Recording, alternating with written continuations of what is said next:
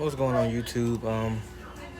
Humble Warrior checking in with you for a part two video of the Tua issue that I was speaking of earlier in the week. So as you all have seen the stories and highlights of Undisputed and stuff like that, um, I felt like some of the critique toward Tua was harsh.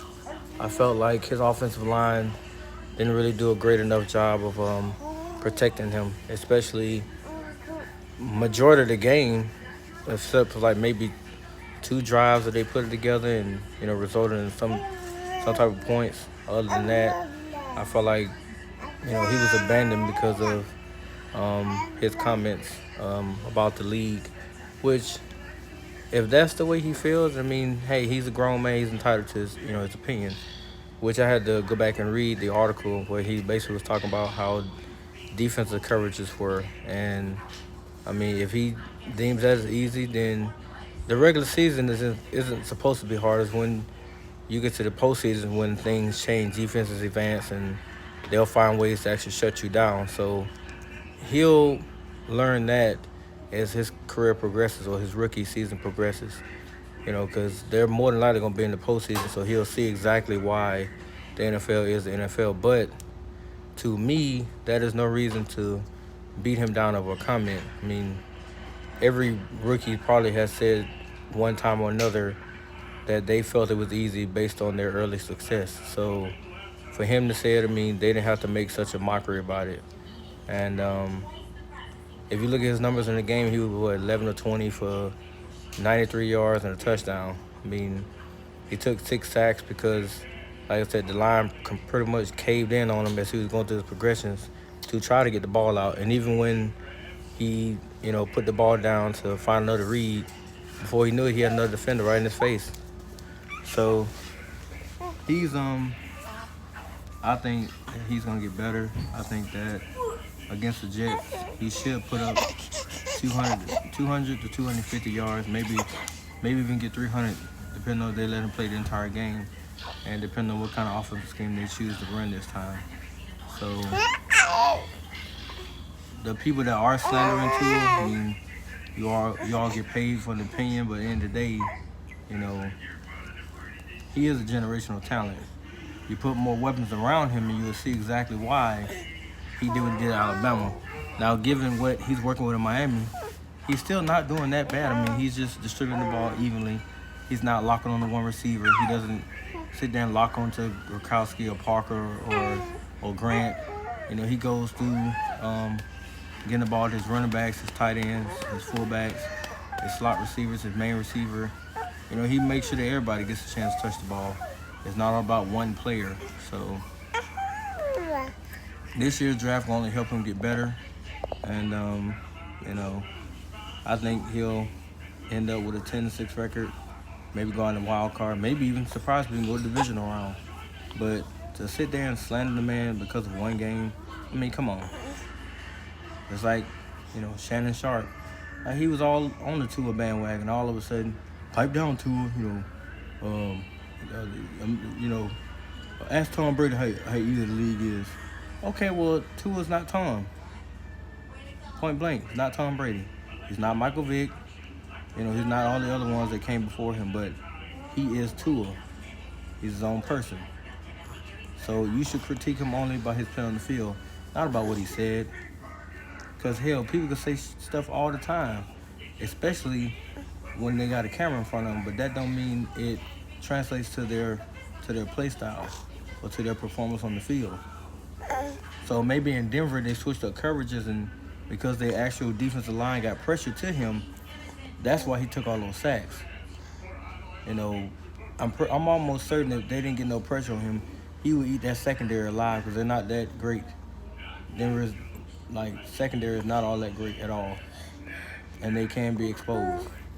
So, but it's the next game. They got the Jets, which statistically is the worst team in the NFL, 0-9 record. But we're not gonna overlook that because, I mean, any given Sunday you could take an L. But I'm saying that that he probably won't. They'll probably move on to be 7-4, and move on to the next opponent, which I think would be the Chiefs. or it's the Chiefs or somebody else after the Jets, but I believe it's the Chiefs.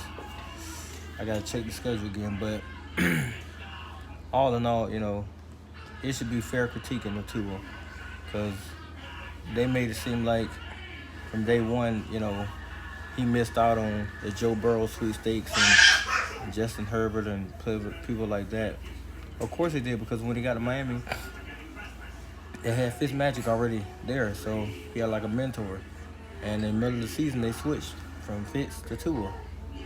So Tua's still learning on the job. He's still learning through game-by-game experience.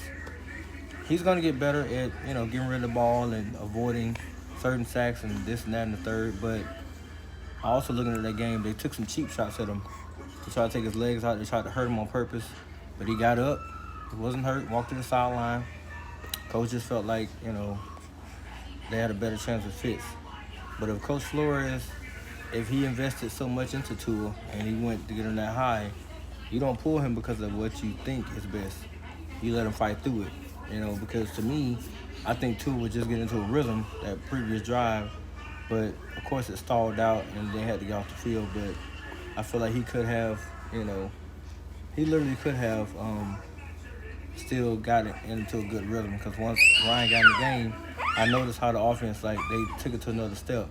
Catching passes, making blocks. The running backs actually running with some type of force because they were backing up Fitzmagic.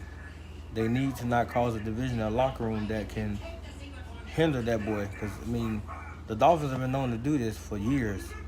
They got rid of Minka Fitzpatrick. They traded him.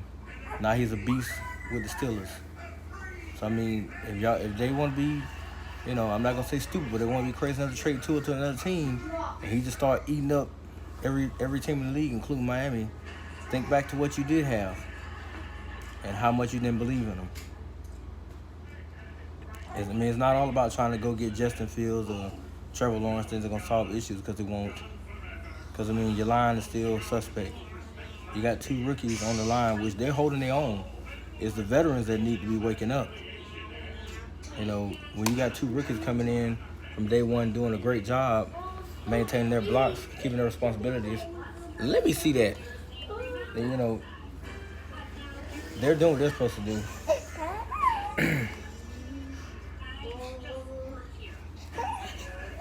Here, fat boy. So, all in all, to me, he's having a decent season. I didn't say he's going to be no 3,000-yard passer in his rookie year, because I knew the offense that Miami had, they wasn't that great before he got there. But when he does, when they do draft this year and get more picks in or whatever, they're going to get better. But this year is like a test and trial run, because they want to see what he does with next to nothing outside of Devontae and Gronkowski. To me, he's doing one hell of a job, because all the tight ends are eating. They got 3 of them, and they're all catching passes. All of them are scoring touchdowns. Devontae scores touchdowns, and so does Grant. And what's the number 10, Perry? He's even scoring and catching passes. So their offense is not stagnant. It's not like it's not moving. It's just when the team doesn't play as a whole, of course they're going to put it on Tua, which is fine, because he's the leader. But when you look at the leader, look at the ones around him as well, because he's trying to galvanize them to play better, and they ain't trying to hear him because of Ryan.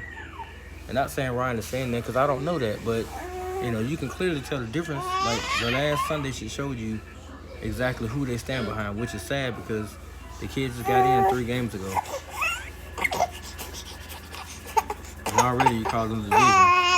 So to all those people out there trying to basically put him down, don't do that, because he deserves a chance to prove himself, and he's only gonna get better.